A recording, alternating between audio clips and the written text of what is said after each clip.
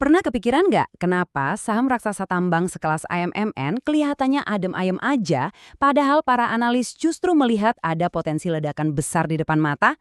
Nah, kali ini kita akan bongkar tuntas tesis investasi yang bilang kalau tahun 2026 bakal jadi titik balik emas buat aman mineral internasional.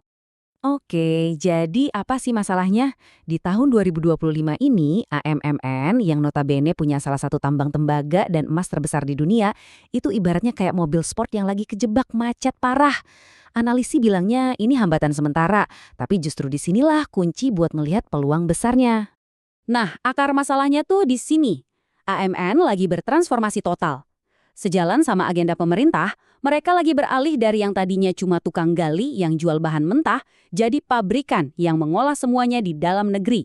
Inilah yang kita kenal dengan istilah hilirisasi. Emang sih, proses transisi ini nggak mulus dan bikin kinerja jangka pendeknya kelihatan tertekan. Tapi coba deh bayangin ini kayak lagi bangun pondasi buat gedung pencakar langit. Prosesnya pasti berantakan dan makan waktu. Tapi ini adalah syarat mutlak supaya gedungnya bisa menjulang tinggi nantinya. Oke, jadi apa yang kira-kira bakal membalikan keadaan buat AMMN di tahun 2026? Semuanya itu bermuara pada 3 katalis yang super kuat. Ini dia 3 pilar utama investasinya buat 2026.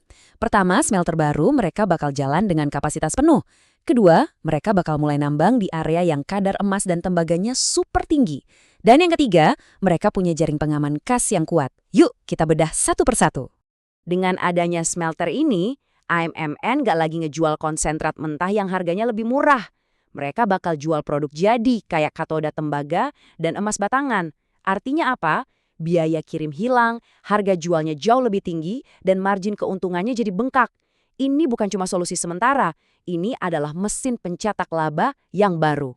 Katalis kedua ini soal timing yang pas banget. Setelah di tahun 2025 mereka fokus nambang lapisan atas yang kadarnya biasa aja, di tahun 2026 mereka akhirnya bakal sampai di fase 8. Ini tuh lapisan paling kaya, ibaratnya peti harta karun dari tambang ini.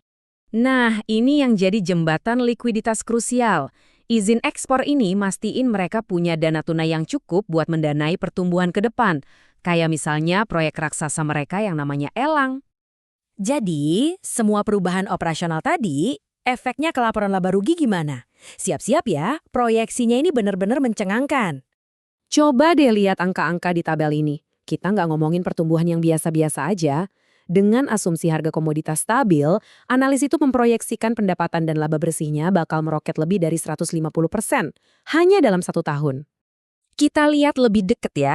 Pendapatan diproyeksikan melonjak 157%. Ini adalah ledakan di lini paling atas. Terus, laba operasional intinya atau EBITDA itu naik 151%. Ini nunjukin betapa efisiennya model bisnis baru mereka nanti. Dan puncaknya, laba bersih, duit yang benar-benar masuk ke kantong perusahaan, ikut melompat 157%.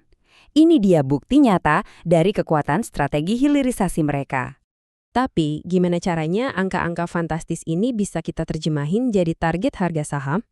Yuk, kita bedah bareng-bareng cara valuasinya. Sebenarnya perhitungannya cukup sederhana, ada 4 langkah. Pertama, kita ambil proyeksi laba bersihnya. Kedua, kita hitung laba per saham atau EPS. Ketiga, kita terapkan kelipatan valuasi yang wajar atau P per E ratio. Dan terakhir, voila, kita dapat target harganya. Mari kita lihat detailnya. Nah, langkah kuncinya ada di sini, menerapin rasio harga terhadap laba atau PE. Gampangnya gini, ini tuh semacam label harga yang pasar kasih buat setiap rupiah laba yang dihasilkan perusahaan. Karena potensi pertumbuhannya yang luar biasa besar, analis memberikan PE premium antara 35 sampai 40 kali. Kalau kita terapin kelipatan tadi ke laba per sahamnya, kita bakal dapat rentang target harga. Untuk skenario dasarnya aja, itu ada di sekitar 9.800-an. Kalau kita pakai skenario yang lebih optimis atau bullish, targetnya bisa nembus 11.000. Oke, jadi kalau kita tarik benang merah dari semua ini, kesimpulan utamanya apa dong? Inti dari tesis ini adalah pasar saat ini kelihatannya terlalu fokus sama masalah jangka pendek di 2025. Dan sepertinya belum sepenuhnya menghargai potensi ledakan ganda dari smelter yang beroperasi penuh dan tambang emas yang siap panen di 2026. Tentu aja, Ini semua bukan tanpa resiko. Ada 3 hal utama yang perlu kita waspadai. Pertama, kalau harga komoditas global tiba-tiba anjlok. Kedua, kalau ternyata masih ada kendala teknis di smelter barunya.